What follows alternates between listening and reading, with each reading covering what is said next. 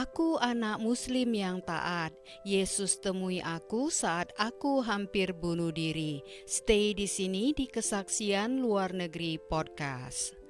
Kisahku dimulai sekitar 5 tahun yang lalu. Kalau engkau bertemu aku 5 tahun yang lalu, engkau pasti tidak akan pernah menyangka bahwa aku akan menyerahkan hidupku kepada Yesus Kristus. Aku sama sekali tidak pernah membayangkan akan meninggalkan Islam. Aku juga tidak mengira akan menjadi orang yang berani mempertanyakan keyakinanku sendiri. Aku adalah anak laki-laki yang bangga menjadi putra dari seorang ayah imigran, seseorang yang membangun seluruh hidupnya lewat Islam, lewat imannya. Islamlah yang segalanya kami tahu dan kami hidupi. Jadi aku ingin memulai kesaksianku dengan menceritakan tentang keluargaku dan masa kecilku. Ayahku datang ke Amerika dengan tangan kosong. Dia pindah dari Pakistan dengan hanya membawa $60 di sakunya.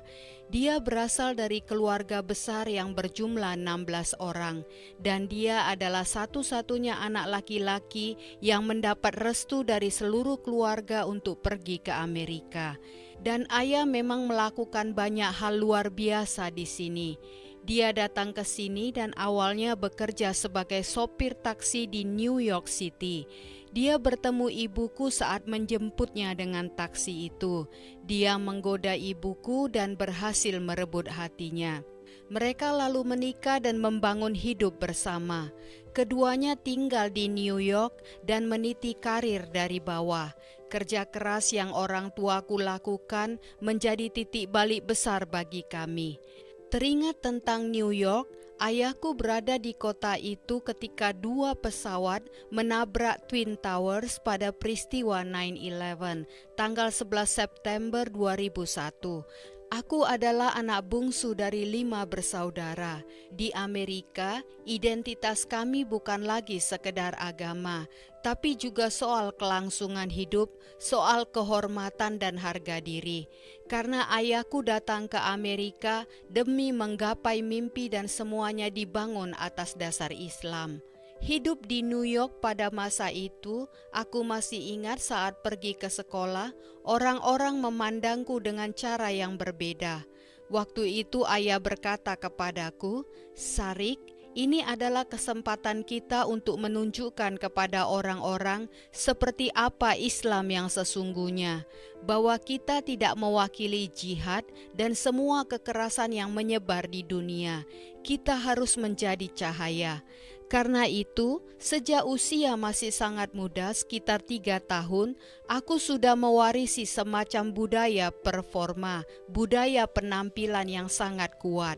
Tiba-tiba, seluruh beban atau tanggung jawab Islam seolah bertumbuh di atas pundak keluargaku. Ketika beban sebesar itu sudah ditaruh di pundakmu, hal itu bukan lagi pilihan. Itu menjadi semacam default atau bawaan hidup kami. Kehormatan kami, kode hidup kami, harga diri keluarga kami, semuanya bertumpu pada Islam. Inilah kami sangat bangga akan itu, dan kami merasa harus menulis ulang sejarah kami melaluinya. Aku seorang Muslim selama 20 tahun pertama hidupku, dan Islam adalah segalanya. Sholat Jumat, puasa Ramadan, perayaan Idul Fitri, dan pergi ke masjid. Lalu kami pindah ke Texas saat aku remaja. Ayahku meniti karir sampai menjadi wakil presiden senior di sebuah bank. Ayah benar-benar membangun keluarga kami dari nol. Kami pindah ke lingkungan elit di Texas. Di sana kami bergabung dalam komunitas Muslim yang terdiri dari para pengacara, dokter, bahkan senator. Bagiku, ada dalam komunitas ini membuat segalanya menjadi terasa kuat dan mantap. Menurutku, aku punya jaringan yang sangat bernilai. Semua orang terpintar yang aku kenal dalam hidupku adalah orang Muslim. Itulah sebabnya di awal aku katakan, kalau engkau bertemu aku 5 tahun yang lalu, engkau pasti tidak akan pernah menyangka bahwa aku akan meninggalkan Islam. Sekarang usiaku 26 tahun. Dulu aku sangat bangga menjadi bagian dari Islam. Aku anak yang cerdas, dibesarkan dalam keluarga yang penuh dengan rasa kebanggaan. Aku juga aktif di olahraga sepanjang hidupku. Kami sering bercanda di antara teman-teman dan keluarga bahwa kami ini anak-anak yang memiliki semangat seperti pejuang dan sangat bangga menjadi Muslim bersama-sama. Kami sholat dalam bahasa Arab, meskipun sebenarnya aku tidak benar-benar paham arti dari apa yang kuucapkan. Bahasa pertamaku bahasa Inggris, karena lahir dan besar di Amerika. Tapi untuk bisa berbicara dengan Allah, aku harus melakukannya dalam bahasa Arab. Dan aku melakukannya karena ketaatan kepada Allah, karena rasa takut dan hormat kepada Allah.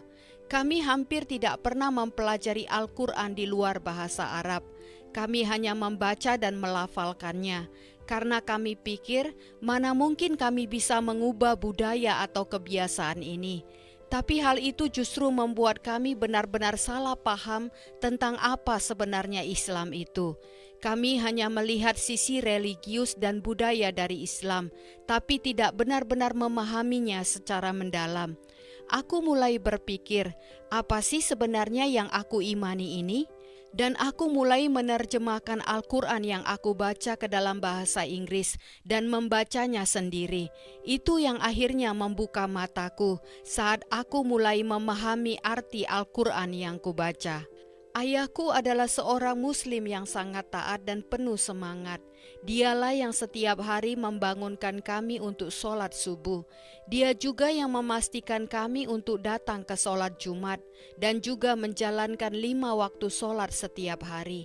Selama Ramadan, dialah orang pertama yang melompat dari tempat tidur untuk sahur dan berpuasa bersama kami. Salah satu impiannya adalah punya keluarga yang bisa berpuasa dan berdoa bersama, yang bisa mendalami iman bersama. Meski begitu, semuanya terasa jauh, dingin dan seperti tidak terjangkau. Semakin sering kami berdoa, rasanya kami bahkan tidak tahu sedang berdoa untuk apa. Tapi ayahku terus berkata, buat doa untuk ini, lakukan ini, ikuti pola ini, urutannya begini. Dan setiap tahun, Ramadan terasa seperti musim performa. Seolah-olah di depan komunitas dan teman-teman, kami ini Muslim yang sempurna. Keluarga kami terlihat on fire dalam melakukan ibadah. Kami terlihat luar biasa. Tapi di balik semua itu ada keraguan yang sunyi. Aku tidak pernah cerita ini ke siapa-siapa sebelumnya. Waktu aku remaja adalah masa-masa aku berusaha sangat keras mendalami Islam. Ketika itu aku tidak pernah mempertanyakan apapun secara terbuka. Tapi di dalam hati aku sering berpikir, kenapa Allah terasa begitu jauh dariku? Kenapa aku melakukan semua ini? Kenapa aku merasa kosong? Apakah memang Allah menciptakan kita untuk merasa seperti ini? Dan semua itu kembali lagi pada apa yang kukatakan tadi soal Al-Quran. Waktu aku benar-benar mencoba mempelajarinya sendiri untuk pertama kalinya dan mulai membaca terjemahannya, aku melihat banyak surah yang tidak komplit, isinya melompat-lompat tidak berurut. Bukan berarti kitab itu harus selalu urut, tapi kalau ini firman-Nya Allah, kenapa tidak teratur? Ketika kita melihat burung-burung, pohon-pohon, keindahan alam semesta ini, betapa semuanya detail, begitu indah dan sangat harmonis. Aku berpikir, aku harus mengerti apa yang sedang aku lakukan, karena aku sudah lelah dengan semua tafsir dan dokumenter. Rasanya seperti banjir informasi, dan itu justru menjauhkan kita dari relasi sejati dan menanamkan agama yang kosong. Akhirnya aku memutuskan, sudahlah, aku akan menutup semua informasi ini. Aku akan pelajari sendiri. Aku bahkan tidak bertanya pada ayahku, aku tidak bertanya pada ibuku atau para paman dan bibiku yang sangat taat beragama. Dan semakin aku mengalami kesukaran dalam pencarian ini, aku mulai bertanya kepada teman-temanku di SMA, "Hei, apa kalian paham dengan apa yang kita lakukan di Islam? Apa ada yang betul-betul mengerti?" Satu hal yang benar-benar membuat kami bingung adalah saat membaca Al-Quran dan hadis, Muhammad sendiri bilang dia tidak tahu akan pergi kemana setelah dia meninggal. Dan ketika hal-hal berat terjadi seperti sakit, kehilangan, depresi, aku ingat salah satu sahabatku orang tuanya bercerai. Di meja makan siang, dia menceritakan bahwa keluarganya sedang dalam masalah besar. Lalu aku bilang, "Ayo kita berdoa, siapa tahu Allah bisa membantu." Tapi saat itulah aku merasa aneh. Sejak kecil aku sudah terbiasa berdoa dalam bentuk doa-doa Islam, memohon pada Tuhan. Tapi saat itu aku benar-benar merasa kehilangan iman. Aku pikir sepertinya ini tidak akan terjadi. Kayaknya Allah tidak akan memulihkan keluarganya. Aku tidak yakin keluarganya akan baik-baik kembali. Temanku itu mempunyai 3 saudara laki-laki dan mereka semua mulai lari ke dunia akibat apa yang terjadi pada orang tua mereka. Mereka mulai hidup seperti anak-anak yatim secara rohani. Aku masih ingat doa yang kami lakukan. Aku pikir apa yang sebenarnya sedang terjadi? Itulah masa SMA-ku. Kemudian aku masuk masa kuliah. Masa kuliahku adalah saat di mana semuanya jadi sangat nyata. Aku mendapat beasiswa penuh di universitas dan aku merasa sangat bangga. Aku merasa seperti akulah muslim yang harus diteladani semua orang. Aku cerdas, berbakat, atletis, dan sangat sombong. Aku juga mulai sering berdebat dengan teman-teman Kristenku tentang agama. Aku bergabung dalam sebuah fraternitas, organisasi persaudaraan kampus, dan sering berdiskusi soal iman dengan para anggotanya yang Kristen di situ. Sekarang aku banyak berdoa untuk mereka. Tuhan memberkati mereka. Waktu itu mereka memang tumbuh besar di lingkungan keagamaan, tapi iman mereka hangat-hangat kukuh. Dan aku meruntuhkan iman mereka, karena aku pikir aku lebih paham isi kitab mereka dibandingkan mereka sendiri. Aku pikir aku lebih tahu tentang Injil daripada mereka. Jadi aku mengajukan pertanyaan-pertanyaan tajam seperti, kenapa engkau mempercayai Rasul Paulus yang menulis sebagian besar perjanjian baru? Pertanyaan-pertanyaan seperti itu banyak beredar di internet saat ini. Akulah salah satu orang yang terus-menerus menyerang iman mereka dengan pertanyaan-pertanyaan yang sebenarnya tidak membuktikan apa-apa. Dan kenyataannya adalah aku melakukan itu karena aku sendiri sebenarnya tidak percaya pada imanku.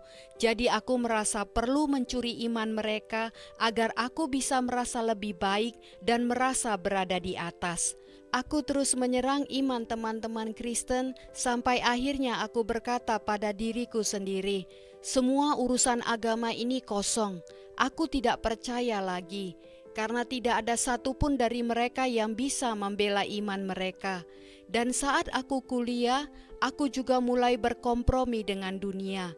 Aku berpikir, kalau Tuhan tidak jadi hal yang paling penting dalam hidup, berarti Tuhan sama sekali tidak penting.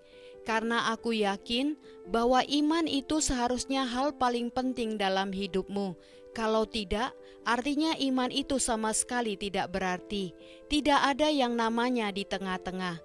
Itulah yang menuntunku masuk ke perjalanan pencarian ini.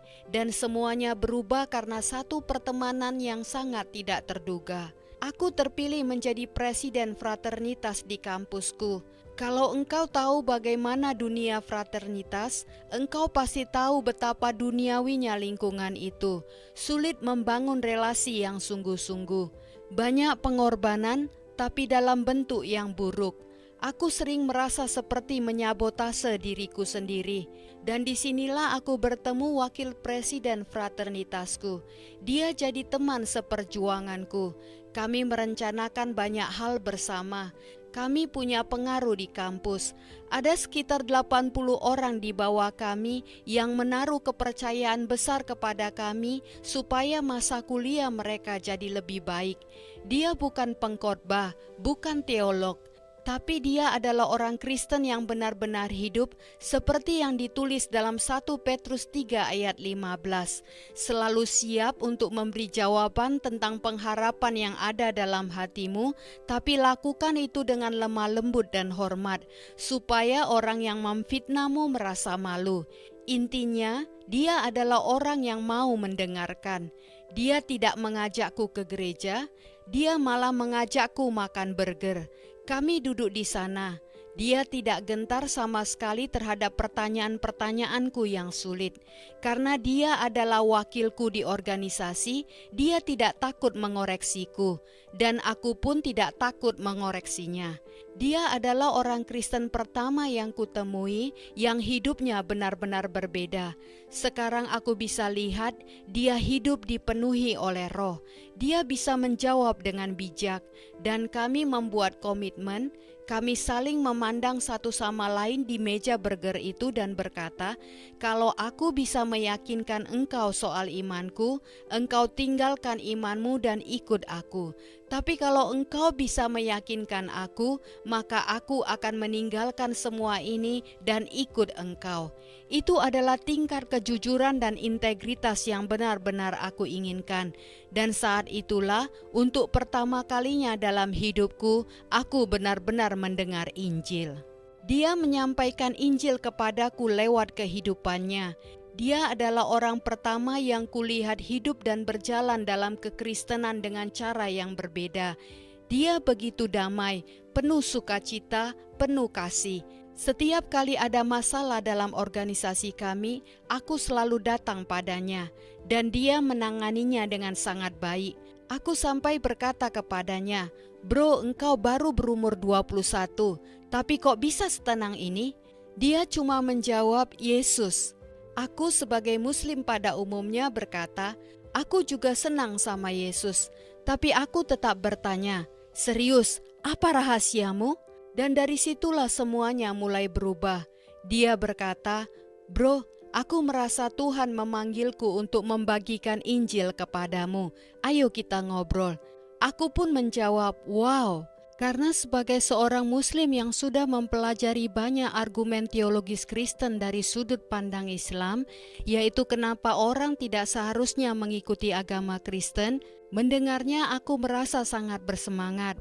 Karena akhirnya bertemu seorang Kristen yang mampu membela imannya sendiri.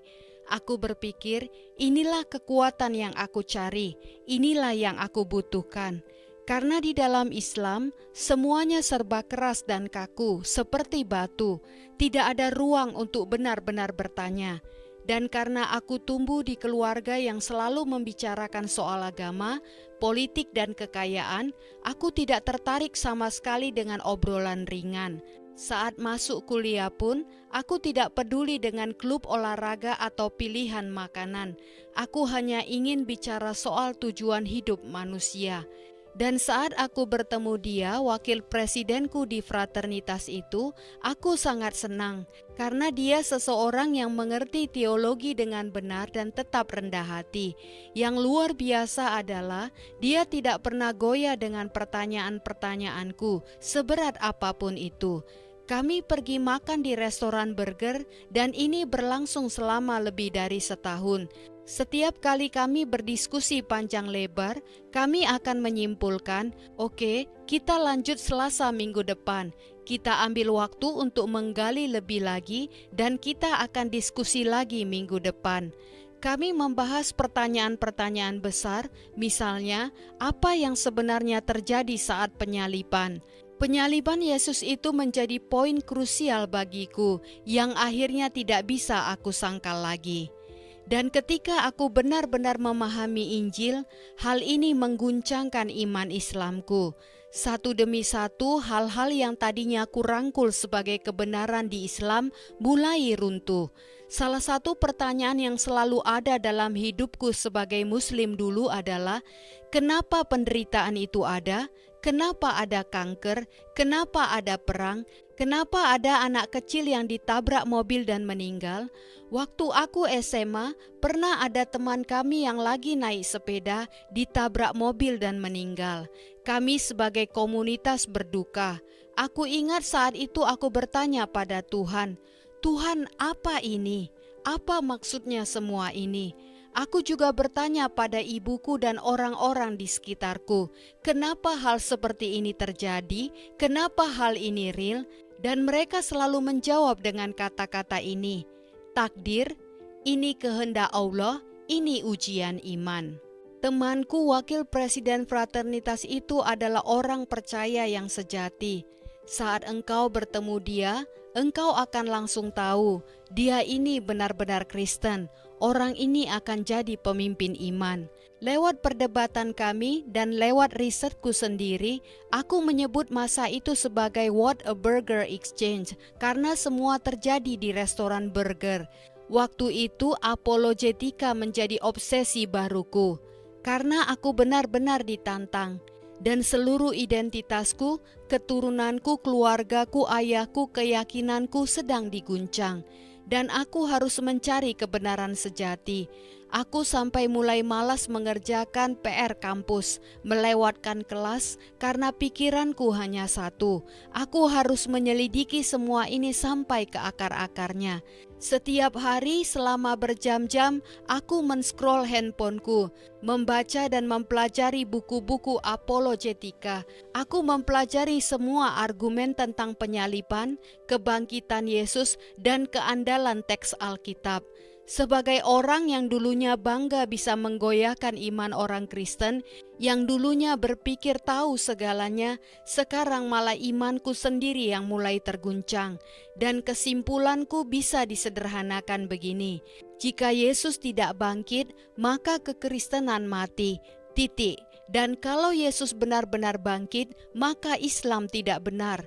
Dan waktu itu, aku sangat ingin Islam tetap benar. Karena ini bukan cuma soal teologi, ini soal keluargaku, komunitasku, masa depanku, nilai-nilaiku, ayahku. Aku akan cerita bagaimana reaksi keluargaku, benar-benar berdarah, penuh penolakan dan pertentangan. Tapi waktu itu aku ingin sekali Islam menang. Namun sayangnya tidak ada satupun bukti yang mendukung Islam, tidak ada. Semua yang kupelajari justru menyangganya. Perjalananku ini terbagi menjadi dua fase, fase logika dan fase emosional. Secara logika, setelah bertahun-tahun melalui pemuridan dari temanku itu, aku akhirnya pergi ke sebuah konferensi. Dan di sanalah aku mulai melihat bagaimana Yesus bekerja sangat kuat di dunia barat. Konferensi itu adalah konferensi mahasiswa. Banyak pujian dan penyembahan, khotbah yang bagus, dan para pengkhotbah besar juga hadir di sana.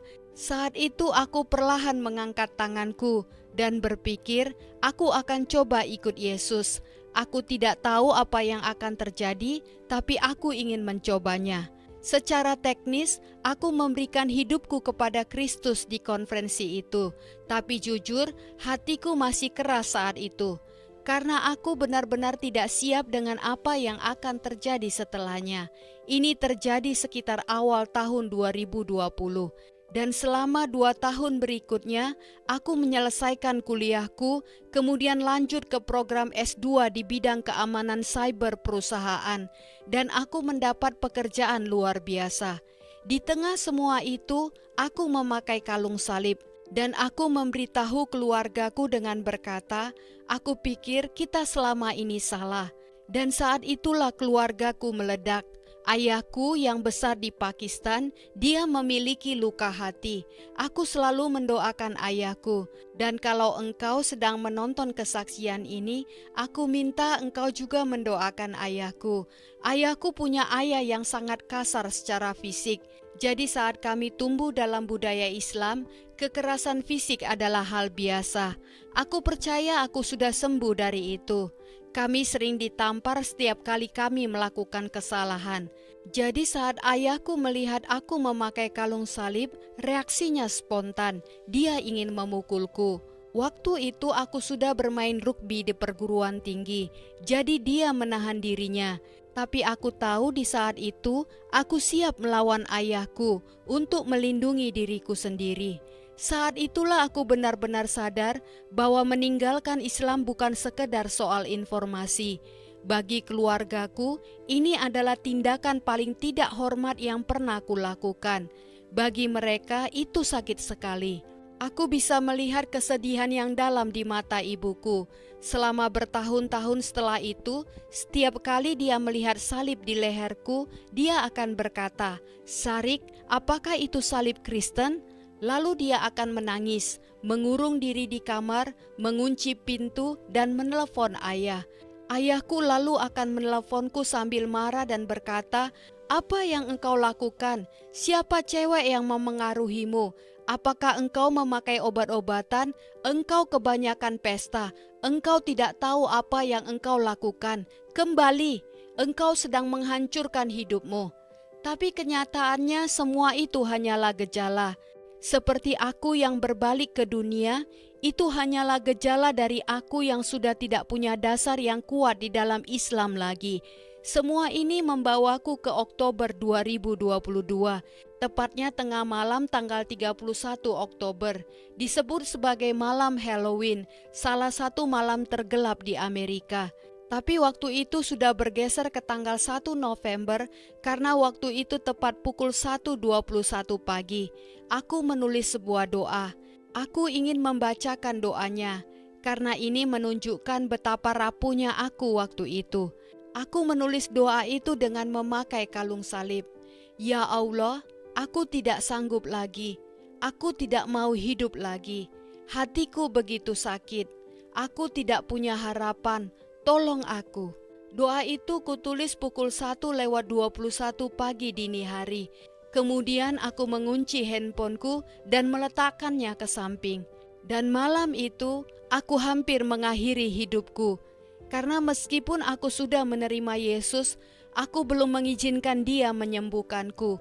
Aku belum dimuridkan. Aku belum punya gereja lokal. Aku belum punya komunitas. Hal ini sangat penting bagi para muslim yang menerima Kristus. Kembali ke malam itu, aku ada dalam penderitaan yang amat dalam. Aku punya hutang $40.000, sekitar 651 juta rupiah. Aku pernah mencoba menjadi entrepreneur, ingin meraih kekayaan secepat mungkin di usia muda. Tapi jalan yang kupilih malah membawaku ke jalan yang kelam.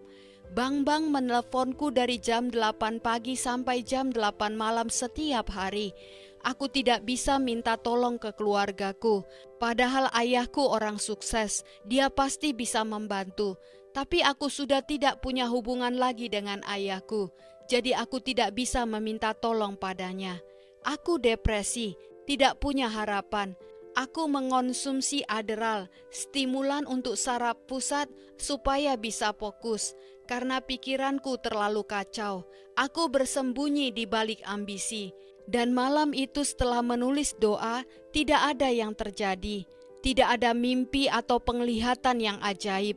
Tapi pagi harinya ketika aku bangun, aku ada dalam kasih karunia. Untuk pertama kalinya dalam hidupku, aku merasakan kasih karunia. Dan yang anehnya, aku sadar, aku berdoa kepada Allah, tapi kasih karunia itu bukan dari Dia. Dan dalam 48 jam ke depan, kesempatan demi kesempatan mulai berdatangan tanpa aku cari. Aku mendapat pekerjaan yang luar biasa. Aku bertemu mentor yang menaruhku di dalam sebuah program, lalu mengangkatku menjadi CEO bisnisnya.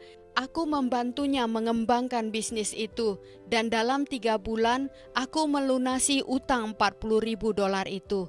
Pintu-pintu yang tidak bisa kubuka sendiri, terbuka dengan sendirinya. Aku ingat pagi itu, aku takut bangun pagi, karena setiap pagi bank menelepon, mengancam menyita mobil atau mengetuk pintu rumahku. Aku benar-benar merasa hidupku sudah tamat, tidak punya iman, tidak punya kekuatan, tidak punya apa-apa. Tapi aku dengar kalimat yang berkata, bangun dan pergilah. yang langsung mengingatkanku pada kisah dalam Alkitab saat Yesus menyembuhkan orang yang lumpuh. Yesus berkata, "Bangunlah, engkau telah sembuh, sekarang pergilah." Aku rasakan kekuatan itu. Entah bagaimana, pagi itu aku bangun dengan cahaya di mataku. Aku cuma bisa duduk dan bertanya, apa yang baru saja terjadi? Saat itulah aku sadar bahwa aku ada dalam kasih karunia. Karena aku sudah menerima tentang penyaliban, aku sudah tidak menyangkalnya lagi. Jadi Islam tidak lagi menjadi pilihanku. Aku tahu itu bukan dari Tuhan.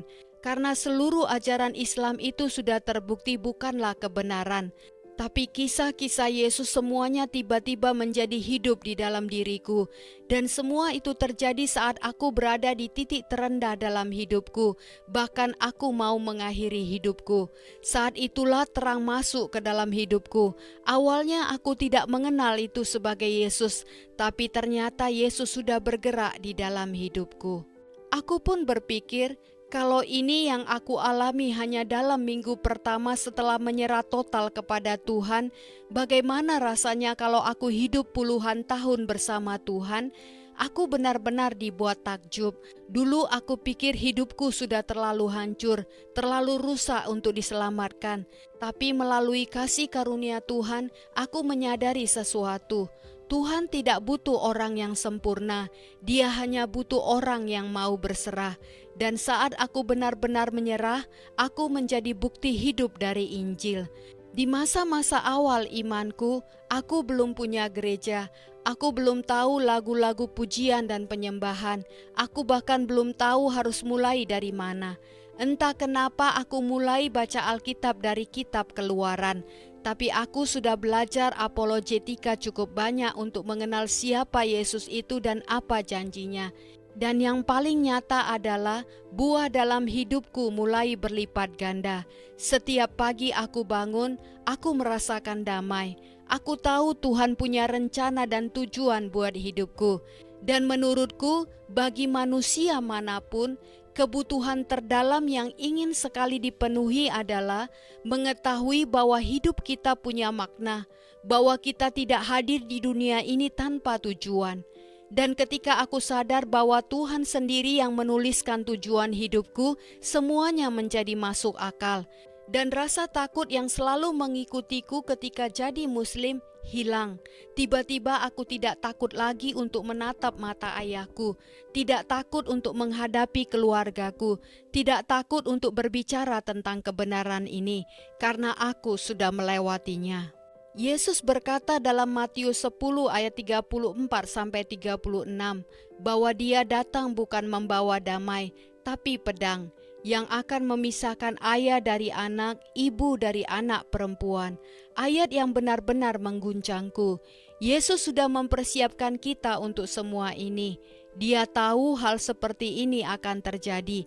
Dan Yesus juga berkata, "Siapakah ibuku dan siapakah saudara-saudaraku? Mereka yang melakukan kehendak Bapa-Ku." Dari situ aku mulai memahami bahwa aku sebenarnya mewarisi keluarga rohani, sesuatu yang dulu tak pernah terpikir bisa kumiliki. Aku dulu berpikir karena aku telah mengkhianati keluargaku, aku tidak akan pernah pantas mendapatkan keluarga yang baik lagi. Tapi ternyata Tuhan punya rencana lain. Tuhan mengambil semua tuduhan dan kebohongan dari si iblis itu, dan Tuhan berkata, "Ini keluargamu." Dan orang-orang ini sekarang adalah sahabat-sahabat terbaikku. Aku tinggal bersama mereka sekarang. Kami sedang mengembangkan pelayanan bersama-sama. Kami membangun komunitas, makan malam bersama, tanpa rasa khawatir soal performa atau pencapaian. Kami berjalan bersama dan saling memuridkan. Ini adalah kebangunan, indah, penuh kuasa. Setiap hari aku bisa merasakan roh di dalamku bangkit kembali. Dan itulah yang benar-benar mengubah hidupku. Itulah perjalanan yang sedang kujalani saat ini. Jadi setelah 5 tahun yang terasa seperti neraka bagiku, aku hampir bunuh diri, sudah mencoba semua jenis narkoba, cari penghiburan dari wanita, uang dan kesuksesan yang seharusnya aku lari ke Tuhan. Aku bersyukur Tuhan menuntunku melalui semua lembah itu. Bahkan saat aku benar-benar hancur, Tuhan menemuiku di titik itu dan Tuhan memulihkanku. Jujur, perjalanan yang berlumpur dan berdarah. Meski perjalanan tidak mudah, tapi ada salib untuk dipikul. Ada pelayanan, ada kekuatan bersama Tuhan. Dan justru itulah yang membuatku sangat bersemangat. Lebih dari kekayaan, pekerjaan, rencana bisnis, petualangan ke negara manapun yang pernah kukunjungi. Semua itu cepat berlalu. Tapi satu hal yang membuatku bangun pagi dengan sukacita adalah melakukan ini. Melakukan apa yang sedang aku lakukan sekarang. Menceritakan kesaksianku ini. Dan melihatnya berdampak karena melihat hidup orang-orang lain juga mengalami transformasi. Dan sekarang inilah aku. Kami memulai pelayanan untuk menjangkau orang-orang Muslim yang baru kami mulai 2,5 minggu lalu. Tuhan memberkati pelayanan ini melalui interaksi-interaksi dengan berbagai orang. Sekarang aku hanya bisa berkata kepada Tuhan, lalu apa selanjutnya Tuhan? Aku hanya mau memuliakan dan meninggikan-Mu di kehidupan ini. Bukan dengan perkataan, oke sekarang aku tinggal menunggu surga datang. Kita ada di tengah dunia yang rusak, yang penuh penderitaan. Namun Tuhan Yesus rela menjalaninya bersama kita. Tuhan menjawab masalah penderitaan karena Dia sendiri yang lebih dulu menanggungnya. Tuhan berkata, percayalah padaku, nanti di surga engkau akan mengerti semuanya. Hidup yang kita hidupi sekarang ini, mungkin aku akan hidup 60 tahun ke depan. Hidup ini hanya sekelebat waktu, sangat singkat dibandingkan dengan kekekalan. Di hidup yang singkat ini, aku hanya mau memuliakan Tuhan dan memiliki hubungan yang dekat dengan Tuhan. Itulah satu-satunya hal yang mengobarkan jiwaku. Puji Tuhan, sampai bertemu di episode berikutnya. Tuhan Yesus selalu memberkati kita semua. Amin.